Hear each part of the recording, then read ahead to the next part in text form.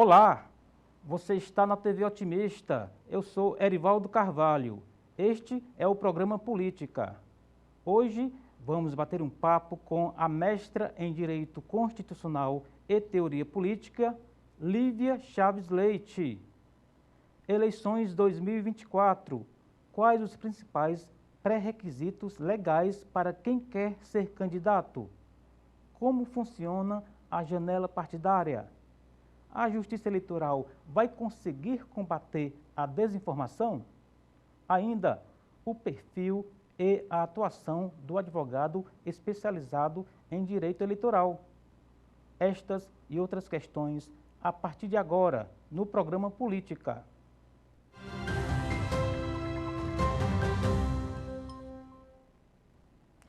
Lívia Chaves Leite é advogada. A convidada é mestra em Direito Constitucional e Teoria Política. Lívia Leite é membro da Comissão Especial de Compliance Eleitoral e Partido da OAB Nacional. E é com a advogada Lívia Leite que converso no programa de hoje. Doutora Lívia, tudo bem? Seja bem-vinda à TV Otimista, ao programa Política. Muito obrigada, Erivaldo. Um bom dia para você, um bom dia a todos os espectadores. Para mim é um prazer e uma honra estar aqui participando do seu programa. A gente está num ano eleitoral, a gente já começou inclusive com algumas datas, né? Temos aqui a janela partidária, temos outras datas que correm aí o calendário eleitoral, chamado calendário eleitoral ao longo desse ano. Esse início de ano, o que é para aquele pré-candidato olhar? Qual é a data principal nesse primeiro semestre, doutora Lívia? Pronto. Nesse primeiro semestre, os pré-candidatos eles precisam já estar atentos a alguns pontos, né? Primeiro, é que eles não estão ainda em campanha. A campanha começa especificamente a partir do dia 16 de agosto, justamente porque a data final para o registro das candidaturas é dia 15, né? Dia 15 de agosto. Então, eles têm que estar atentos a algumas condutas que eles não podem fazer enquanto pré-candidatos. Né? É muito importante que eles se atentem que nesse período eles não podem de forma alguma pedir votos. Não podem nem explicitamente nem implicitamente. Né? Então, nesse período, uma das principais coisas é para eles se atentarem a isso. Né? Não podem pedir votos. Isso pode gerar algum problema com a lei, né? Sim, com certeza. Pode gerar algumas ações eleitorais, pode implicar propaganda política antecipada e aí acabar prejudicando a candidatura deles. Entendi. E como você falou, há algumas datas importantes e uma das principais que temos agora é a abertura da janela partidária, né? Que começou dia 7 de março, e vai até dia 5 de abril. Justamente porque no dia 6 de abril estaremos a 6 meses do dia 6 de outubro, é isso? Normalmente a janela partidária ela é aberta nos anos eleitorais 6 meses antes da data do pleito e normalmente ela inicia 30 dias antes da data final de filiação. Então, se a data final para os pré-candidatos se filiarem a um partido é dia 5 de abril, essa janela se abre 30 dias antes. Entendi. Né? E é importante frisar que essa janela ela é para que aqueles parlamentares, né, que estão em exercício possam trocar de partido, possam durante esse período sem perder o seu mandato, sem incorrer em infidelidade partidária. Então, valeria nessas eleições especificamente para os vereadores. Entendi. Porque, salvo engano, eu queria que a senhora explicasse esse ponto, porque a Justiça Eleitoral e depois o STF confirmou que o mandato pertence ao partido e não ao parlamentar. É por isso que tem a ideia da fidelidade partidária. Perfeito, é exatamente isso. Porque, por exemplo, né, nesse ano teremos eleições para prefeito e vice-prefeito e para vereadores. Então, teremos aí eleições no sistema majoritário e eleições no sistema proporcional. As eleições do sistema majoritário é pacificado que aquele voto pertence ao candidato. Né? A figura principal ali é o próprio candidato e é eleito aquele que tiver a maioria dos votos válidos. No sistema proporcional é diferente. Né? Normalmente se vota no partido ou na legenda, mesmo que você vote no número do candidato, né? Aqueles votos vão para a legenda. E a partir disso é feito um cálculo, né, do número de vagas, número de votos, onde se chega a um quociente eleitoral, quociente partidário, são cálculos específicos. Então, no fim das contas, os votos são do partido. Então, por isso que se estabelece, e hoje é um entendimento, né, do STF, que o mandato é do partido, né, não é daquele candidato. Então, o candidato ele está proibido de sair do partido sem qualquer razão ou a qualquer tempo. Ele precisa estar albergado, né, ter como justificativa o que se chama de justa causa. E a legislação ela prevê algumas hipóteses de justa causa, que são situações que autorizam essa mudança. Quais são os casos, doutor, em que eu, vereador, posso sair do meu partido sem o partido requerer o meu mandato? Pronto. Algumas situações que são essas justas causas que autorizam essa mudança são, por exemplo, a existência de uma carta de anuência do partido, uma carta de anuência que, a depender do regramento interno do partido, que vai estabelecer a competência de quem pode dar essa carta de anuência, pode ser pelo presidente do diretório estadual, do diretório nacional. Então, existindo essa carta de anuência, ou seja, o partido está anuindo com a retirada daquele filiado, ele pode sim se retirar, isso seria uma justa causa. Outras hipóteses, se ele comprovar uma grave discriminação pessoal, né, se ele comprovar uma mudança substancial, um desvio do programa partidário também. Então, são situações que, caso o parlamentar consiga comprovar, ele vai ter a justa causa para se retirar do partido. E também entra como justa causa a janela partidária. Entendi. E aí também, quando a gente fala de mudança do conteúdo programático do partido, a gente está basicamente na prática dizendo o seguinte, que as minhas ideias não estão mais compatíveis com o partido, portanto, não estão mais alinhadas. Peço para sair, é assim? Não necessariamente, mas, na verdade, o que se entende por mudança substancial do programa partidário é um desvio muito notório e grave do posicionamento político, da ideologia política ali, de um segmento nacional do partido. A jurisprudência entende que esse desvio do programa, ele tem que ter um caráter nacional para o partido. Não pode ser um mero desvio ou uma divergência ali local ou regional. Entendi. Uma mudança de posição a um tema polêmico, né? Por exemplo, aborto, descriminalização de droga. O partido defendia uma coisa, passou a defender outra. Aí eu tenho a possibilidade de pedir para sair por conta disso. E levando meu mandato. Isso, você entra com uma ação, né, de justificação, de desfiliação, e nessa ação você vai tentar comprovar que isso, que ocorreu esse desvio e tudo mais, e a partir do momento que é declarada pela Justiça Eleitoral a sua justa causa, você pode. Entendi. A lei prevê também a figura, doutora Lívia, da chamada perseguição política, porque aqui e ali a gente vê confusão no noticiário, o filiado e o partido não se entendem, e aí começa a haver, da parte do que está mandatário, né? Aquela alusão de que está sendo perseguido ou perseguida. Isso entra nesse entendimento, nesse cálculo? Pronto. Um dos requisitos, como eu falei, é a grave discriminação pessoal, que poderia entrar no que você está falando dessa perseguição.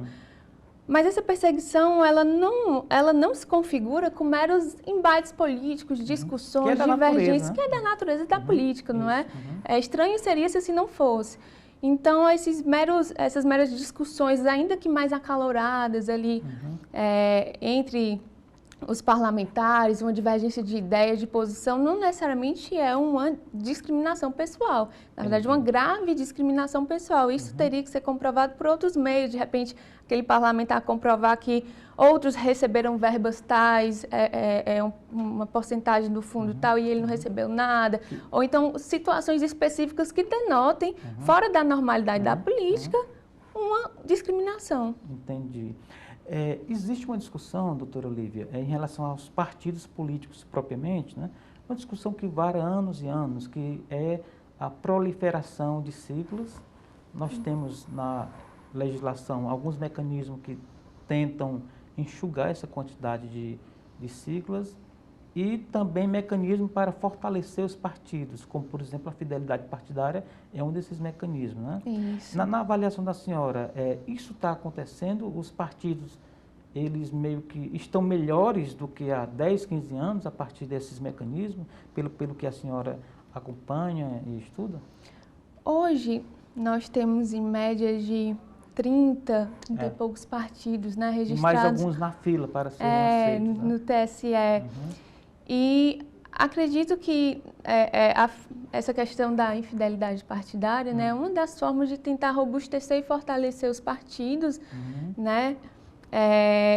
Mas, de fato, ainda há uma fragilidade, assim. Hoje, não existe no cenário brasileiro a questão da candidatura avulsa. Então, os partidos ainda têm uma força no sentido de que eu não posso me candidatar sozinho. Um dos requisitos de um critério de elegibilidade é eu estar afiliado a um partido. Então, os partidos ainda têm um protagonismo muito forte, né? Eles têm ali sua força, mas eu acredito que, principalmente também em relação agora às federações, que é uma figura nova, né? As federações agora prevêem uma união mais duradoura dos partidos, isso acaba fortalecendo, né? Eles têm que estar juntos por pelo menos um período de 4 anos.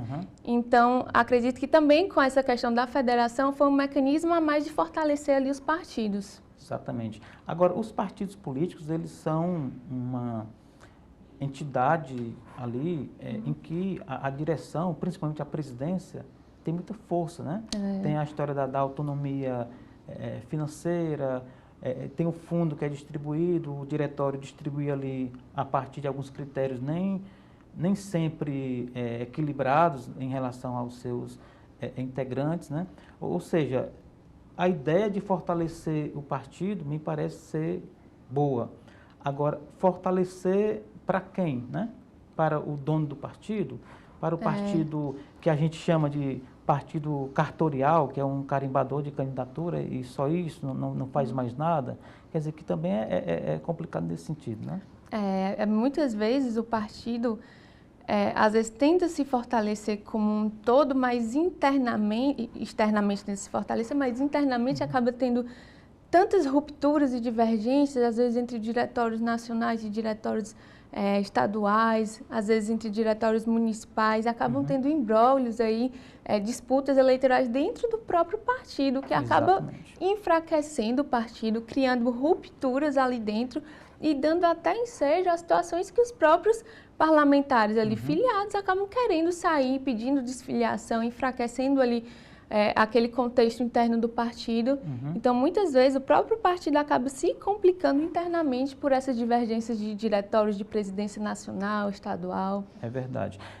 Rapidamente, a senhora falou em candidaturas avulsas, que não é o caso do Brasil. Aqui, em outros países, há essa experiência.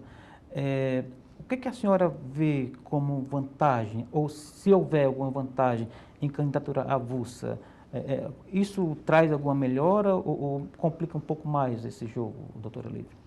Na verdade, eu acho que no cenário brasileiro eu não vislumbraria a questão da candidatura avulsa. Eu acho que a nossa sistemática de filiação partidária de partidos, eu acho que é um bom formato para a democracia. Eu acho que os partidos são importantes.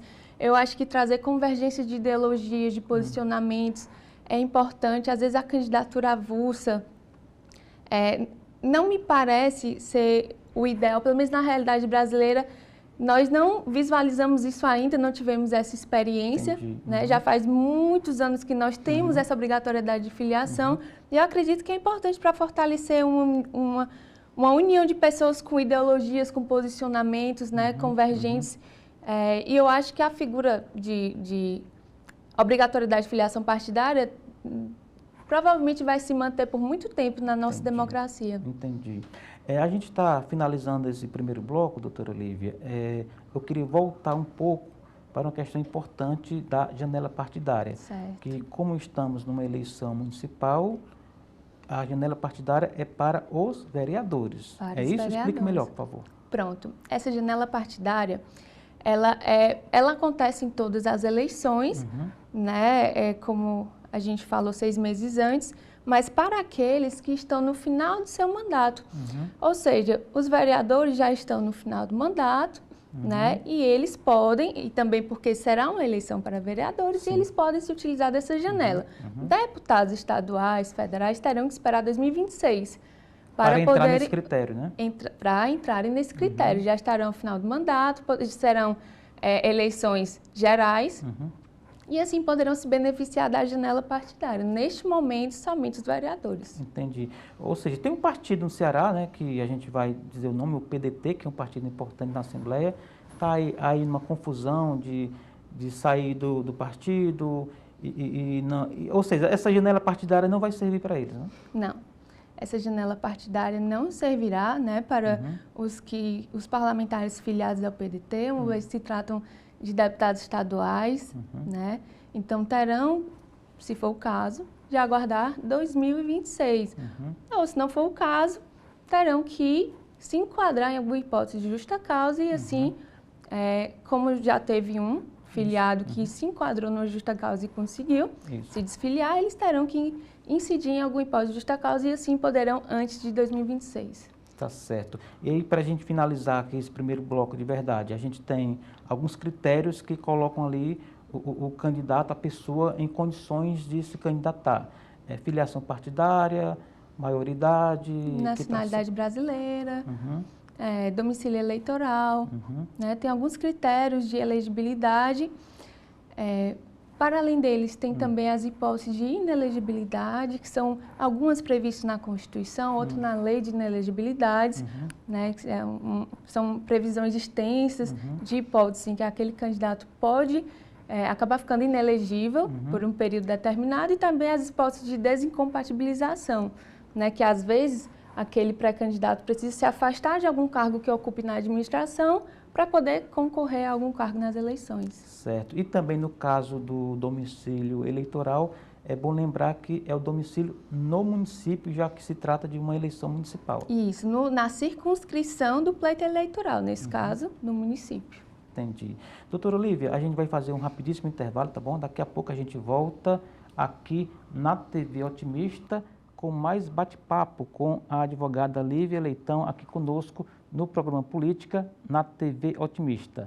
Não saia daí, a gente volta já.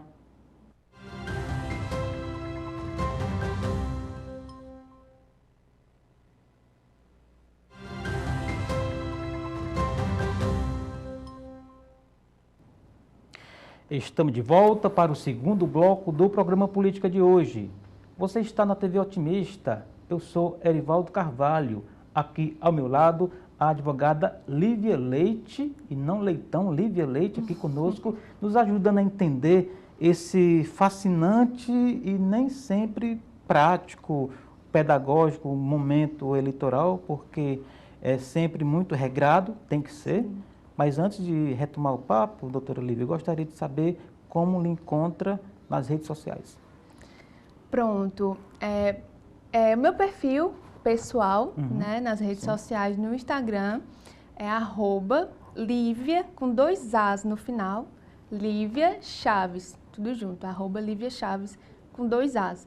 E também temos o Instagram do nosso escritório, né, o RWPV Advogados, que no caso seria @rwpv.advogados. Muito bem. Daqui a pouco a gente repete para quem ainda não anotou.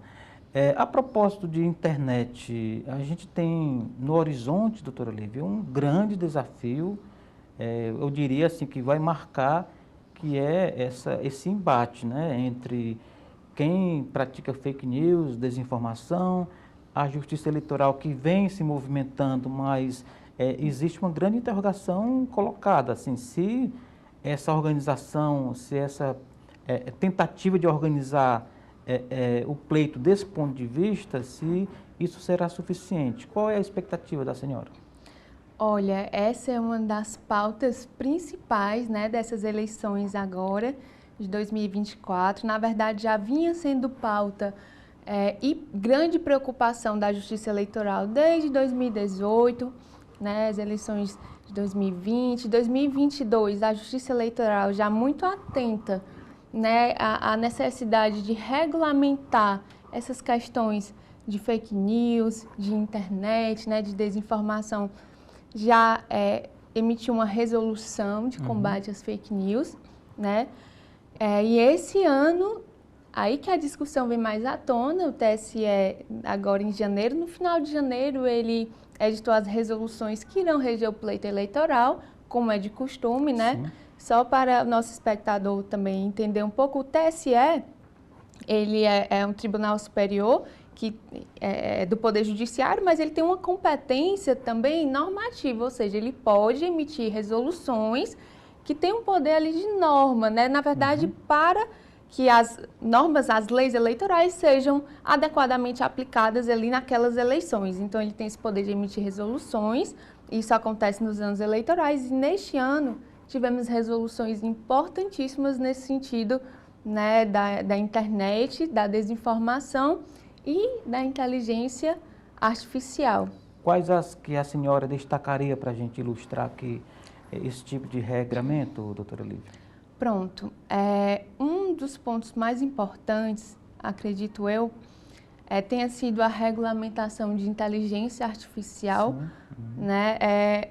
Nesse sentido, o TSE ele vedou completamente o uso de deepfakes.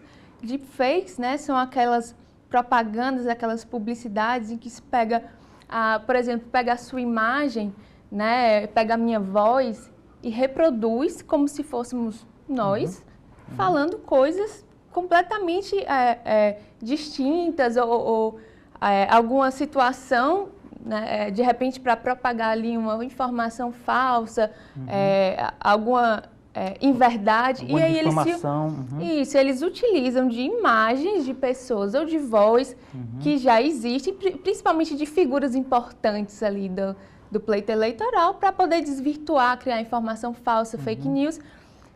E esse tipo de mídia, as deepfakes, foram completamente vedadas nessas eleições. Então, o candidato que incorrer aí em propaganda eleitoral usando deepfakes, né, ele vai sofrer as devidas punições pela Justiça Eleitoral.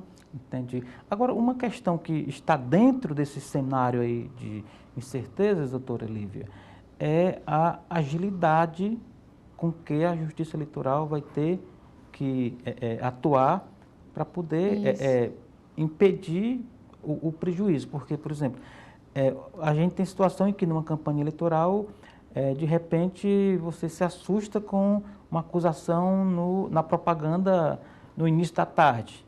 Se a Justiça Eleitoral vai agir em cima desses fatos, quando a Justiça Eleitoral chegar, Inês já morreu, né? Já está morta, né? É importante esse ponto, mas vou aproveitar só para complementar a questão do que eu achei mais relevante e que tem a ver com isso. Também um dos pontos importantes a responsabilização das plataformas, das big techs, né, que são chamadas, elas também passam a ser solidariamente responsáveis e podem ser penalizadas. Porque o que acontecia antes, na verdade, era que a Justiça Eleitoral, havia um processo, a Justiça Eleitoral tomava ciência daquela informação, ela notificava aquela plataforma para que fosse retirado o conteúdo do ar, e caso a plataforma tivesse alguma inércia, não retirasse, ou enfim, ela poderia sofrer uma penalidade, mas agora não. Ela pode ser solidariamente responsável no caso da própria propagação por meio dela daquela informação. É um dos pontos importantes. E essa questão da plataforma, né, ter agora um protagonismo e uma responsabilidade maior na retirada desses conteúdos, não impede, né, o prejuízo daquela informação, porque a rede social, na verdade, ela tem um alcance das informações que é um alcance que não podemos dimensionar, né? Uma informação, ela alcança um número de usuários muito extenso de uma forma muito rápida. Então, aquela informação falsa, ela vai chegar muito rapidamente a um número indeterminado de eleitores e daqui que alguém acione a justiça, que vá determinar a retirada e possivelmente aquela plataforma, mesmo que depois ela impulsione um novo conteúdo, esclarecendo que aquele outro era inverídico ou era modificado, né? O prejuízo está feito, né? Até porque a informação falsa, ela até é mais chamativa, cria mais engajamento do que aquela que tenta corrigir aquela falsa informação. Há até estudos sobre isso, de que há situações em que o rastro é 6 vezes mais do que a informação isso pode normal. até causar, essa questão da plataforma depois retirar aquele conteúdo, pode causar até um movimento mais animado, assim, daquelas pessoas que têm uma certa desconfiança da justiça eleitoral e dizer, olha, isso é censura, tá vendo, retiraram, então é porque era verdade, a justiça eleitoral está tentando censurar. Então, assim, é uma questão muito delicada. Exatamente. Eu lembro de pleitos, acho que há uns 2 ou 3 pleitos para trás, um imitador de voz, um humorista, enfim, simulando a voz do presidente Lula. Era um candidato a prefeito do interior. E o presidente Lula não gravou, tinha sido uma voz comprada, encomendou ali para a pessoa fazer. E essa voz rodando nos carros de som, assim, mais de um mês, foi que o adversário conseguiu, na Justiça Eleitoral, retirar essa simulação de voz. Quer dizer, que eu estou colocando essa coisa da agilidade, porque é óbvio que de lá para cá a Justiça Eleitoral avançou, os mecanismos, etc. Mas, assim, esse é um caso clássico, né, de que a Justiça Eleitoral, mesmo com a agilidade, ela não dá conta do prejuízo do adversário, e aí vai pegar aquela essência da Justiça Eleitoral, que é garantir igualdade de condições para os candidatos. E né? garantir também que os eleitores tenham um voto muito consciente, com informações claras e informações verdadeiras, né? Um posicionamento novo da Justiça Eleitoral que eu acho que vai ser importante nessa questão da celeridade da resposta, né? Com essas novas resoluções, a Justiça Eleitoral prevê a criação do que se chama de um repositório de decisões de desinformação. O que seria isso, basicamente, de uma forma simples, né? Toda a decisão que determinar a retirada de algum conteúdo falso, aquele conteúdo vai para esse repositório, de forma que, se ele viesse repetir, as plataformas já tenham como identificar mais facilmente que aquele conteúdo é inverídico e retirar, como também, se chegar à Justiça Eleitoral alguma demanda com aquele conteúdo, os próprios juízes eleitorais ou desembargadores dos tribunais regionais eleitorais, já visitando esse repositório, vejam de pronto que se trata de uma informação que já consta ali no repositório e poder retirá-la com mais celeridade. Entendi. E quando uma fake news ou uma manipulação, doutora Olívia, ela circula de forma informal, que não vai para o programa de rádio, que não vai para o material de campanha, para a TV, quando circula, por exemplo, nas bolhas, né, nos grupos, nas listas. Isso. Eu queria que a senhora falasse um pouco, se houver, da responsabilização do eleitor. Por exemplo, se eu receber um fake news, meio que olho ali e vejo que não é. Se eu compartilhar, eu estou incorrendo em algum problema? Vai ter alguma coisa que a Justiça Eleitoral possa fazer? Sim. Na verdade, se você espalhar fake news, você está incorrendo em ilícitos eleitorais. Hoje já há previsões, né? Mas a maior dificuldade da Justiça Eleitoral, e que acho que vai permanecer por algum tempo, ainda é a identificação dessas pessoas. Quem começou, né? Quem começou, porque quando é o próprio candidato, hoje em dia é até mais difícil o próprio candidato espalhar fake news, porque a propaganda eleitoral vem com algumas informações de que eles tratam de propaganda eleitoral, tem todos os critérios, né?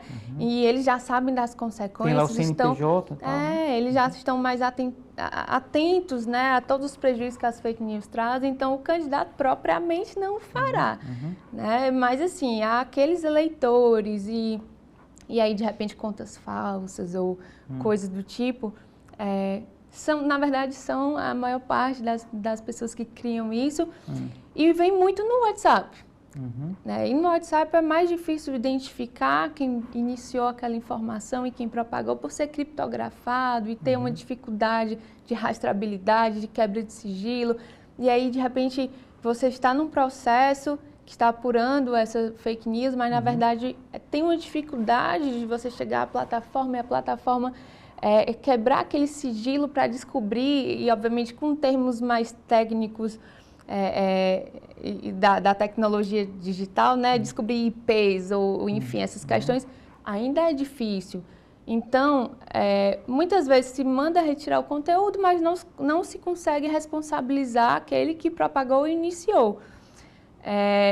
Mas, quando se consegue apurar que de alguma forma, se conseguir comprovar que de alguma forma aquele candidato anuiu com aquela informação, com aquela propagação, que ele teve ciência disso e nada fez, ou mesmo contribuiu, influenciou, enfim, se conseguir comprovar esse nexo com o candidato, aí sim ele pode ser responsabilizado. Aconteceu algo semelhante ao que a senhora fala nas eleições estaduais em São Paulo, em que o hoje ministro da Fazenda foi condenado porque ele impulsionou, ele patrocinou críticas do adversário. Quer dizer, que às vezes não é só eu que promovo, eu posso terceirizar esse trabalho sujo, entre aspas, a partir de pessoas associadas a mim, de aliados, né? Isso, e ainda mais ele impulsionando, né, e lembrando... E tem como provar aí, né? Tem como provar, e fica mais fácil de comprovar. E lembrando que o impulsionamento, pegando o gancho do que você está falando, né, o impulsionamento é um dos pontos que os pré-candidatos chegam para a gente, para tirar algumas dúvidas, perguntar, né? É importante só que fazer um alerta para quem é pré-candidato, né, que você, enquanto pré-candidato, você já pode impulsionar. Antigamente não podia, só podia quando dá candidatura. Hoje, você, se quiser, você já pode impulsionar conteúdos, mas dentro dos parâmetros ali da norma eleitoral, ela tem alguns critérios e, principalmente, né, você não pode impulsionar agora na pré-candidatura pedindo voto, mas muito menos pedindo um não voto ou criticando um adversário. Então, quando do impulsionamento, tem que se evitar aquele impulsionamento de alguma matéria, alguma publicação criticando e pedindo, e mesmo que implicitamente, um não voto para um outro candidato. Entendi. Doutora Lívia, geralmente os processos eleitorais, eles, na cabeça do eleitor, terminam na apuração. Só que para a justiça não é assim. Não. O trabalho segue, né?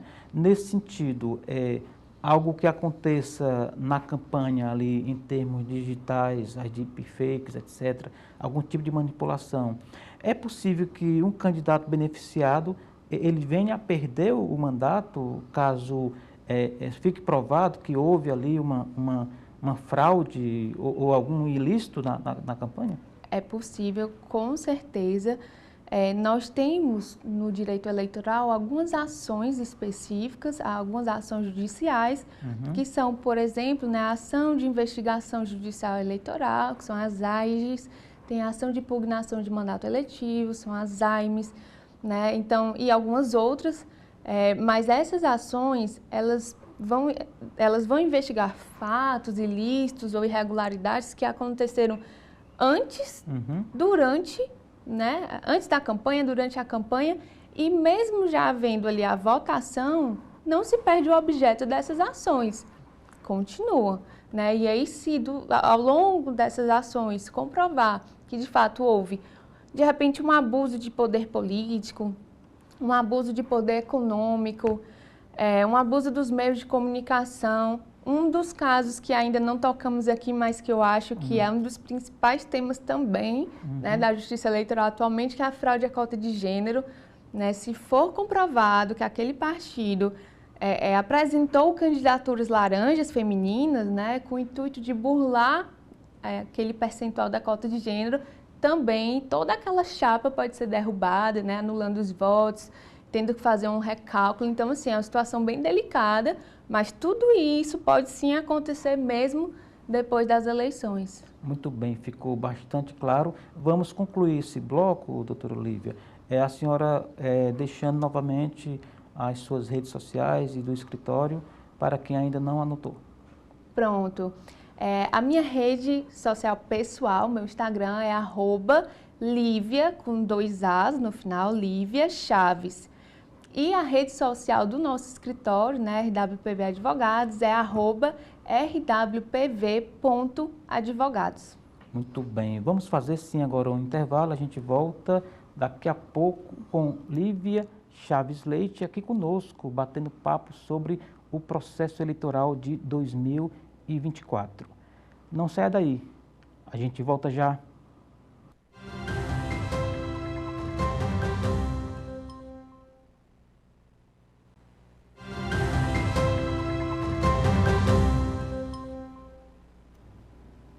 Estamos de volta para o terceiro e último bloco do programa Política de hoje.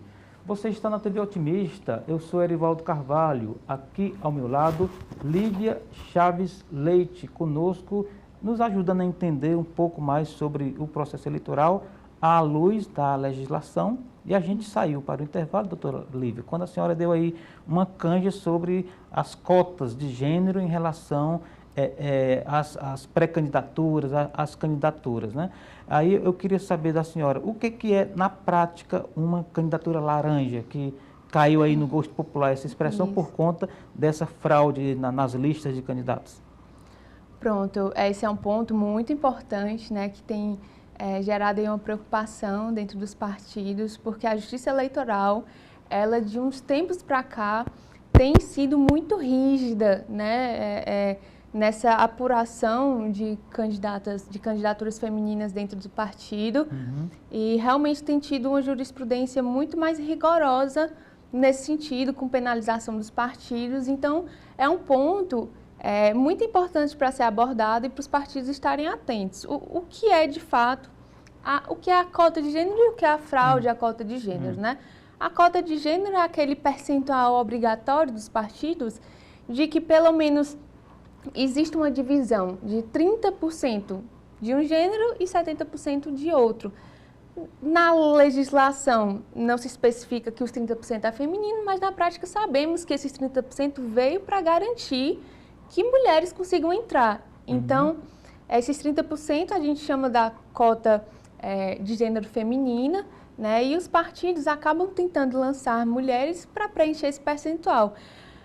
Hoje, um pouco menos, mas tem sido difícil ainda encontrar mulheres dispostas a disputar eleições, né? Acho que a Justiça Eleitoral e a comunidade, né, eleitoral e política como um todo tem feito um bom trabalho de incentivo à participação da mulher na política, nos espaços de poder, mas mesmo assim ainda é um pouco difícil para os partidos encontrarem mulheres dispostas a disputar, né, o pleito eleitoral. E o que acontece muitas vezes é que eles colocam mulheres ali dentre os seus candidatos, e essas mulheres, durante a campanha, acabam incorrendo em alguns requisitos que a Justiça Eleitoral entende que podem configurar a fraude à cota de gênero. Esses requisitos não eram previstos em legislação, eram requisitos que a jurisprudência do TSE consolidou, mas esse ano, com essas resoluções, o TSE elencou esses requisitos no artigo específico dessas resoluções, uma resolução específica que trata de ilícitos eleitorais, né? Então, que requisitos foram esses que o TSE trouxe nessa resolução e que já vinham da jurisprudência? Aquela candidata ter tido uma votação ínfima ou irrisória, ela teve uma votação zerada, nem ela votou nela mesma, né? Teve um voto, né? Então, mas isso por si só não é suficiente, tem que ser acumulado com outros requisitos. Então, vamos lá, ela teve uma votação zerada, ela não fez nenhum ato de campanha, ela não postou nada nas redes sociais, e hoje se sabe que rede social é o meio mais fácil, mais conveniente, mais prático de o candidato se promover, de o candidato realmente expandir sua imagem, pedir votos, expor suas propostas. Então, o fato de a candidata não publicar absolutamente nada em redes sociais, não elaborar qualquer material de campanha, santinho que seja, se ela aparecer de repente apoiando, o que acontece muito, aparecer apoiando um outro candidato, né? Então isso já é um segundo requisito, né? E também um outro requisito é que essas mulheres do partido ali, elas apresentem movimentações financeiras ali da campanha semelhantes, padronizados, igual, como se fosse algo montado, né? Então, assim, esses requisitos todos somados, eles, segundo o TSE, nessa nova resolução, eles são suficientes a indicar uma intenção de burla, né, de fraude a essa cota de gênero. Nesse caso aí, é punido o partido e também a candidata. Isso, todos são penalizados, por isso que é O que é que sobra para candidato? O que é que acontece com... Ela fica inelegível, alguma coisa assim, não? Pronto, na verdade, se constatando que houve uma fraude à cota de gênero, vai haver uma penalização para toda a chapa, todos irão, os que têm mandato, né, irão perder, aqueles votos serão anulados, né, quem tiver mandato perderá e quem for responsabilizado pela fraude, por exemplo, tem pessoas ali que vão ser caçados ou enfim, mas que não tiveram qualquer envolvimento com aquela fraude, eles desconhecem completamente, mas se supõe, é uma suposição, que foram beneficiados. Mas eles não têm envolvimento e não se conseguiu comprovar que eles sabiam, tinham anuência disso, mesmo assim serão prejudicados. Agora, aqueles que foram considerados os fraudadores, eles terão uma punição maior, que é a da inelegibilidade. Então, eles ficarão 8 anos com essa pecha da inelegibilidade, sem poder concorrer a outros pleitos eleitorais. Entendi. E aí, no caso, a presidência, a tesouraria do partido, que às vezes candidatou uma mulher e nem sequer chegou a distribuir o recurso, porque já estava acertado que ele não iria fazer campanha, né? Isso também é um indício, né, de que essa candidatura foi montada para inglês ver, assim. Isso.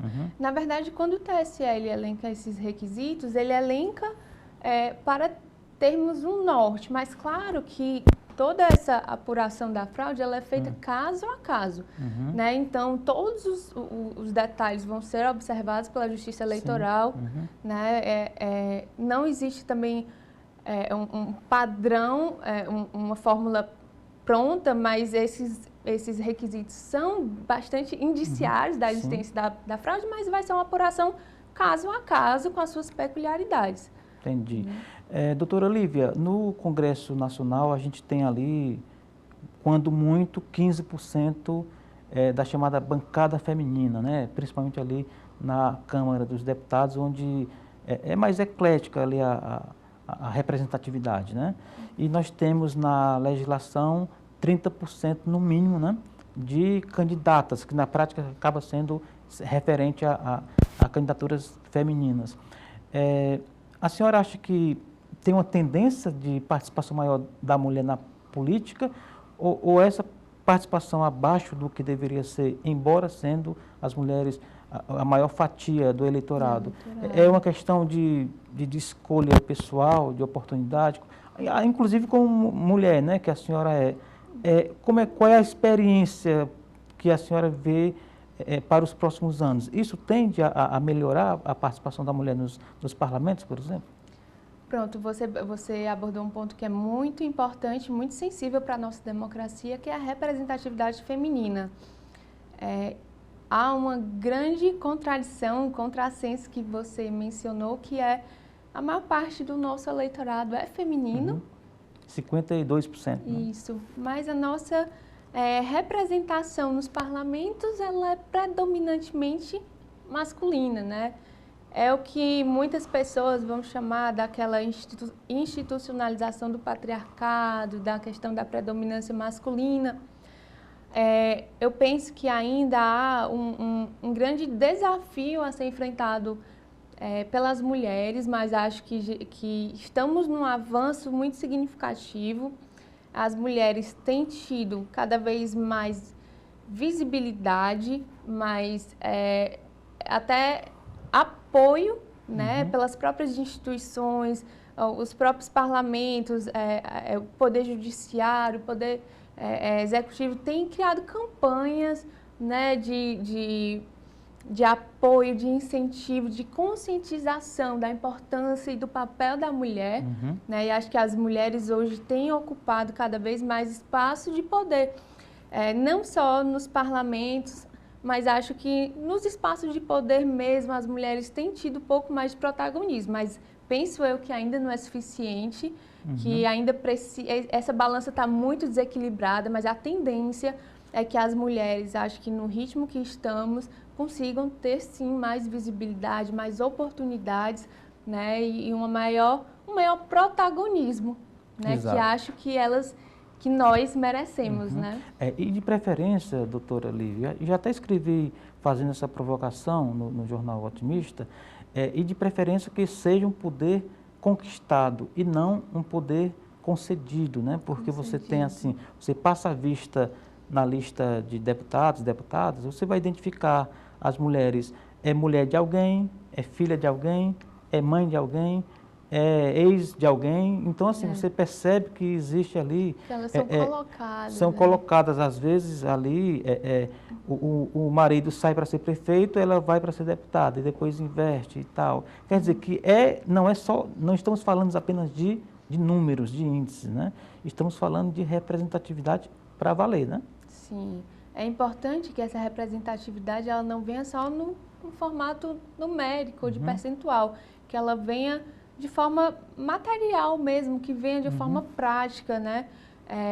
Sabemos que ainda a realidade, por mais que a representatividade feminina tenha aumentado, sabemos que muitas vezes ela tem um braço masculino ali atrás, né, que retira um pouco aquele protagonismo e a independência da mulher. Sabemos que ainda há ali uma ingerência masculina naquela representatividade feminina, mas a tendência é que nós consigamos, com todo esse movimento mesmo de visibilidade da mulher, nós consigamos tirar um pouco essa dependência das mulheres em relação aos homens e que elas consigam alcançar esses espaços de poder pelo seu próprio mérito. É difícil, com certeza, né? Com certeza é algo que vai ser muito difícil de ser implementado, mas é algo que está acontecendo, né? Mesmo que aos poucos isso tenha acontecido, mas é um desafio. Exatamente. Aproveitando aqui a deixa, as cortes, os tribunais de maneira geral, são também predominantemente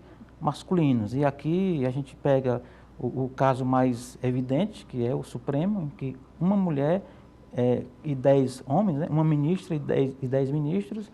E aqui, no caso da nossa pauta da Justiça Eleitoral, se você for olhar a composição do TRE aqui ou do TSE em Brasília, também tem uma expressiva presença de homens, né? Quer dizer que a própria Justiça Eleitoral poderia, de repente, partir aí para tentar uma paridade de gênero, né, doutora?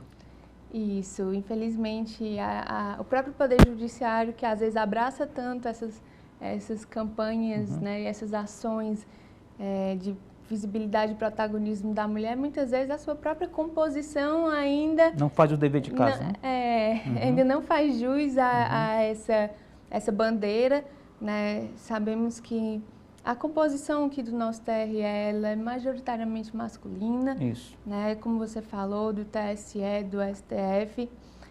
Infelizmente, né, nesses espaços, embora a Justiça Eleitoral traga essa bandeira, infelizmente ainda há um predomínio masculino, mas acho que a Justiça Eleitoral tem sido, pelo menos ideologicamente e nas ações, nos seus projetos, enfim, tem tentado, né, de uma forma jurídica e administrativa, dar mais voz, vez e rosto, né, às mulheres.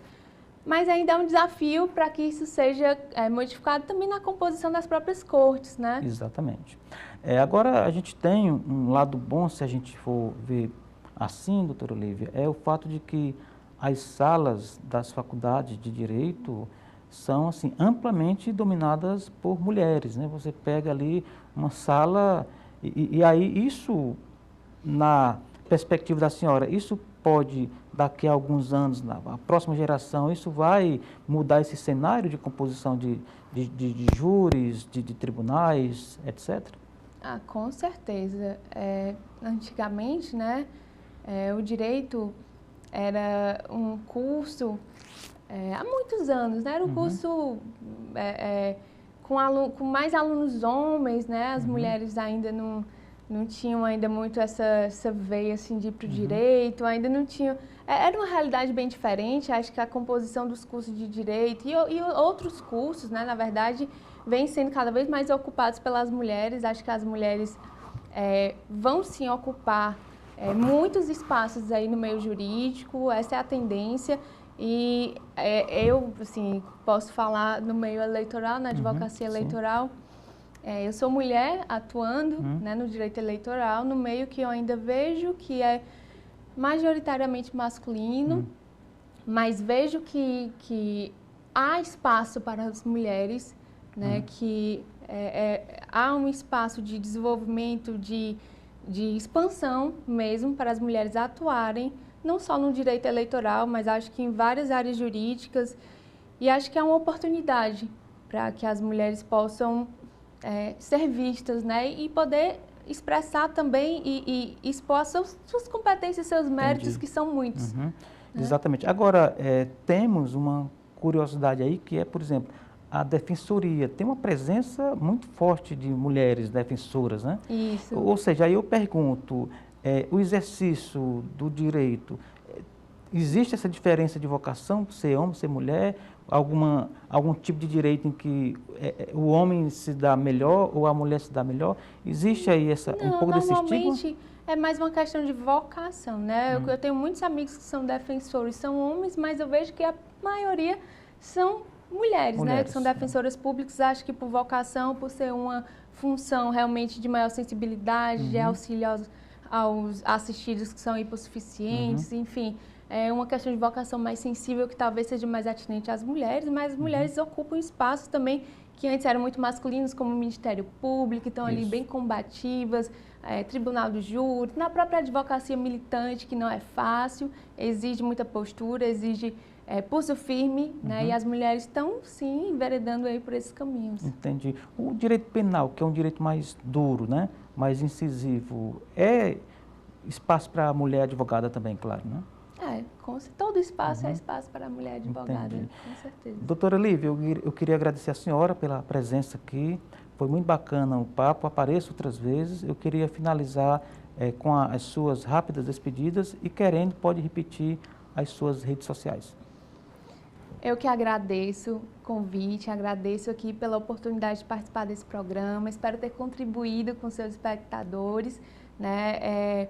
Acho que foi um tema muito importante, é um tema que precisa ser conversado, precisa ser reiterado muitas vezes durante esse ano eleitoral, e é importante que as pessoas tenham a conscientização da importância, né, desse período de eleições. E eu fico à disposição, né, para quem quiser me contatar. Vou só repetir as redes sociais, @Lívia, com 2 As no final, Lívia Chaves.